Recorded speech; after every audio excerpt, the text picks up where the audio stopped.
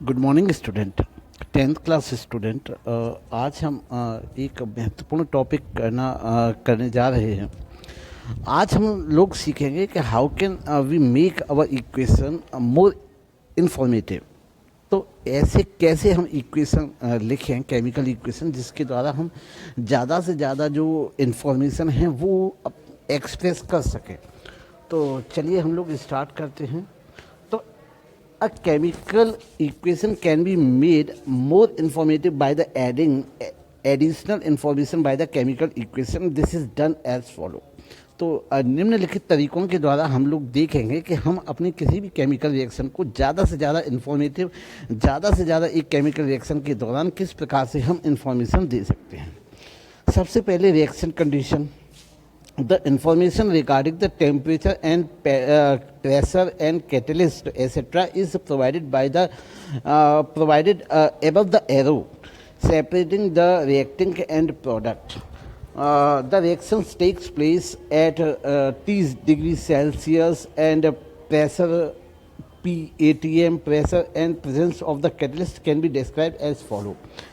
तो देखो बच्चों, कोई भी केमिकल रिएक्शन होती है, केमिकल रिएक्शन में रिएक्टेंट और प्रोडक्ट को सेपरेट करने के लिए हम लोग बीच में एक एरो लगाते हैं। सब बच्चे जानते हैं। सपोज कीजिए कि ए और B, A plus B arrow, C plus D, यहाँ पे हमारे ए और बी रिएक्टेंट हैं और सी और डी आपके प्रोडक्ट हैं। तो अगर इस रिएक्शन के दौरान कोई पर्टिकुलर टेम्परेचर पे ये अभिक्रिया संपन्न हुई है, कोई भी अभिक्रिया किसी पर्टिकुलर प्रेशर पर हुई है या फिर किसी पर्टिकुलर कैटलिस्ट की प्रेजेंस में हुई है, तो वो हम लोग उसका जो नाम है या वो पर्टिकुलर टेम्परेचर है, सपोज कीजिए कि A plus B C plus D आपकी 100 डिग्री सेल्सियस पर होती है, तो इसको हम एरो के ऊपर लिख सकते हैं। और हम यहाँ पे जो प्रेशर होता है, कितने एटीएम प्रेशर है, वो भी मेंशन कर सकते हैं एरो के ऊपर।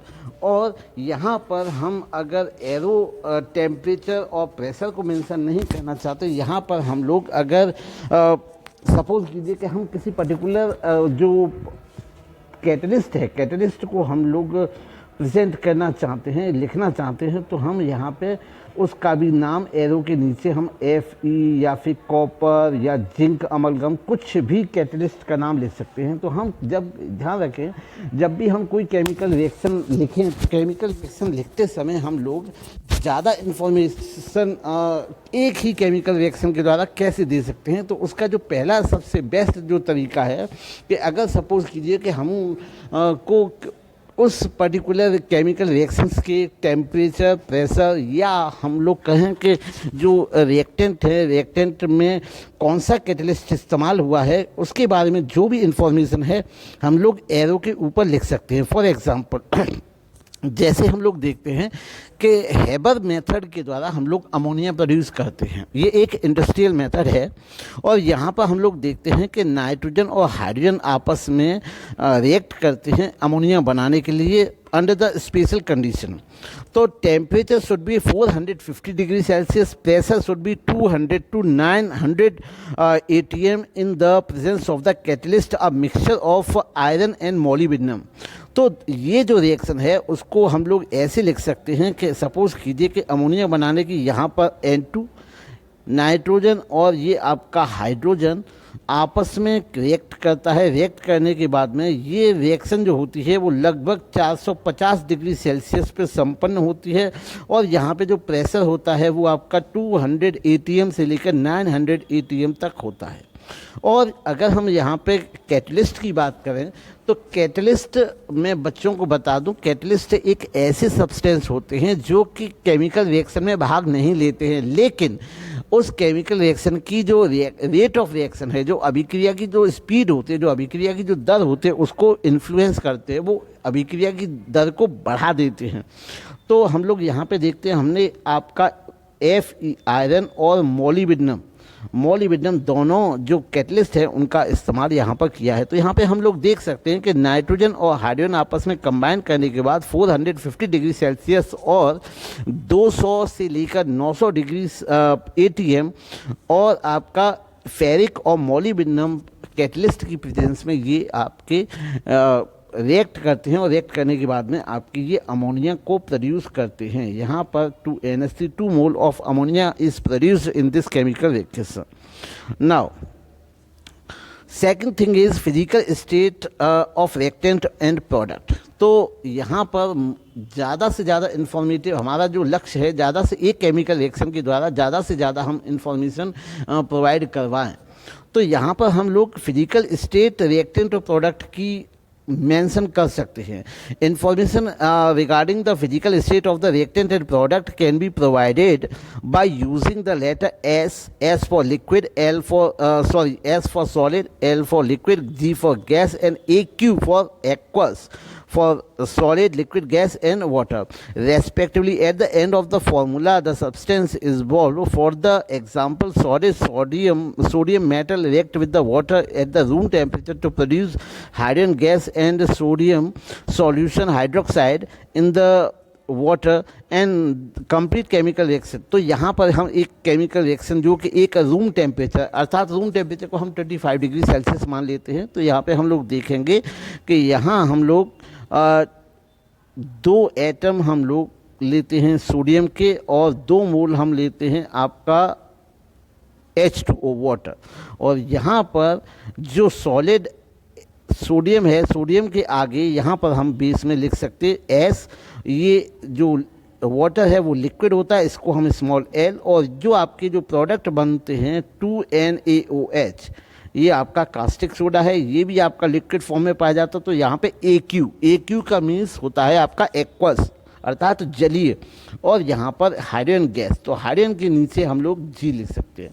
तो यहाँ पे हम लोग फॉर्मूले के आगे उसकी फिजिकल स्टेट ब्रैकेट में मेंशन कर सकते हैं, जिसको हम लोग S solid, L liquid, G gas and AQ means aqueous मतलब आपका जलीय से मेंशन कर सकते हैं। अब आगे देखते हैं हीट एब्जॉर्ब और इवॉल्व। जैसा कि सब बच्चे जानते हैं कि रिएक्शन 2 प्रकार की होती है, either heat is evolve in the reaction और absorb by the reaction. Whether heat is absorb by the reaction is called endothermic or heat is evolved by the reaction is called exothermic reaction। तो अगर किसी भी reaction के द्वारा heat produce होती है तो उसको हम एक्सोथर्मिक कहते हैं, और अगर सिस्टम को रिएक्शन को हीट देनी पड़ती है तो उसको हम एंडोथर्मिक रिएक्शन कहते हैं। तो हम किसी भी केमिकल रिएक्शन के द्वारा हम ये बताना आवश्यक है कि ये जो रिएक्शन हो रही है वो एंडोथर्मिक रिएक्शन है या एक्सोथर्मिक रिएक्शन है। तो the reaction proceed with the evolution of the absorption of the heat, the reaction in which heat is evolved or absorbed are called endothermic reaction, and the reaction in which heat is given out is called exothermic reaction। Information provided by the adding the term heat in the product side. तो उसको इसके लिए हम लोग क्या करते हैं कि यहाँ पर जो राइट हैंड साइड होती है जहाँ पे हम लोग प्रोडक्ट लिखते हैं, प्रोडक्ट की साइड में हमको हीट लिखना पड़ता है। When carbon is burn in the heat is evolve. अगर आगे देखते हैं, जब हम अगर कार्बन को हम लोग जलाते हैं तो कार्बन को जलाने अर्थात हम कार्बन की रिएक्शन करते हैं, आपका कंबशन होता है, मतलब जलना को हम कंबशन कहते हैं। तो कार्बन आपका ऑक्सीजन के साथ जलने के बाद कार्बन डाइऑक्साइड प्रोड्यूस करता है, जो कि आपकी ये सॉलिड फॉर्म में है या आपका गैस फॉर्म में है, और आपका कार्बन डाइऑक्साइड भी गैस फॉर्म में है, और इसमें हीट प्रोड्यूस होती है। तो हम लोग यहाँ पे आप स्पष्ट रूप से लिख सकते हैं प्लस हीट। और जो हीट है, हीट की जो क्वांटिटी होती है वो लगभग 393 किलो जूल पर मोल होती है। एक मोल से हमें 393 किलो जूल हीट प्रोड्यूस होती है। The reaction between the sulphur and carbon produce carbon disulphide. यहाँ पर आपको हीट इवॉल्व होती है, तो यहाँ पर हम कह सकते हैं हीट देनी पड़ती है, तो यहाँ पे हम लोग माइनस साइन से हीट को इवॉल्व करते। The reaction plus heat terms side is called exothermic reaction. यहाँ जो रिएक्शन है ये एक एक्सोथर्मिक रिएक्शन है। एक्सोथर्मिक मतलब इस रिएक्शन के होने से आपकी हीट इवॉल्व होती है, जबकि जो दूसरी है यहाँ पे निगेटिव है, यहाँ पर आपको एंडोथर्मिक, यहाँ पे आपको हीट देनी पड़ती है। अर्थात यहाँ पे आपको 92 किलो जूल पर मोल हीट देनी पड़ेगी, तब आपका कार्बन सल्फर के साथ कंबाइन करेगा और आपका कार्बन डाइसल्फाइड प्रोडक्ट बनेगा। तो इस प्रकार से हम लोग प्लस और माइनस हीट की टर्म में एंडोथर्मिक और एक्सोथर्मिक को एक्सप्रेस कर सकते हैं। अब हम बात करते हैं कंसंट्रेशन। तो हम किसी भी केमिकल रिएक्शंस के द्वारा किसी भी रिएक्टेंट या प्रोडक्ट की कंसंट्रेशन को भी व्यक्त कर सकते हैं। जैसे information added to the chemical equation by adding word DIL। The word DIL stand for dilute. अगर कोई भी हमारा सपोज कीजिए कोई भी सॉल्यूशन अगर हमारा डाइल्यूट है तो डाइल्यूट के आगे हम DIL लिख सकते हैं, और अगर वो गाढ़ा है कंसंट्रेट है तो उसके नीचे हम लोग ब्रैकेट में CONC लिख सकते हैं।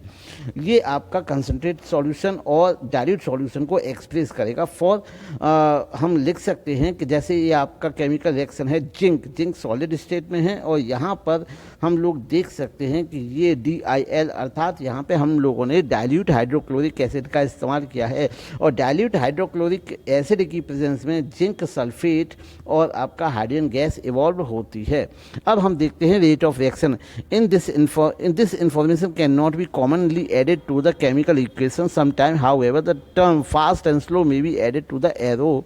And if the reaction is fast and slow, for example, the reaction, तो ये मेनली रेट ऑफ रिएक्शन को हम किसी भी केमिकल रिएक्शन में के द्वारा एक्सप्रेस नहीं कर सकते हैं, बल्कि हाँ कभी कभी केमिकल रिएक्शन में अगर हम लोग फास्ट या स्लो लिख देते हैं तो ये एक तरह से आपकी रेट ऑफ रिएक्शन को एक्सप्रेस करती है कि अगर रेट ऑफ रिएक्शन ज़्यादा है तो आपकी जो रिएक्शन होगी वो स्पीड अच्छी होगी, और अगर रेट ऑफ रिएक्शन कम है तो उसकी स्पीड स्लो होगी, जिसके कारण हम लोग स्लो एरो के ऊपर लिख सकते हैं। तो बच्चों ने आज समझा कि हम एक केमिकल रिएक्शन को कैसे कैसे ज़्यादा इन्फॉर्मेटिव बना सकते हैं, किस प्रकार से एक रिएक्शन में ज़्यादा से ज़्यादा इन्फॉर्मेशन दे सकते हैं, किस प्रकार से हम उसमें टेम्परेचर, आपका रिएक्टेंट में उपस्थित आपका कैटलिस्ट, प्रेशर, और प्रेशर के अलावा फिजिकल स्टेट को मेंशन करना हो, चाहे वो हीट इवॉल्व या एब्जॉर्ब्ड हो उसको मेंशन करना हो, चाहे वो किसी भी केमिकल रिएक्शन की कंसंट्रेशन को व्यक्त करना हो, चाहे रेट ऑफ रिएक्शन। तो एक रिएक्शन के माध्यम से ये सारी जो चीज़ें होती हैं वो हम लोग एक्सप्रेस कर सकते हैं। तो उम्मीद है बच्चों को आज समझ में आया होगा। अगर फिर भी अगर किसी बच्चे को ना समझ में आया हो तो वो स्कूल में आके पूछ सकता है।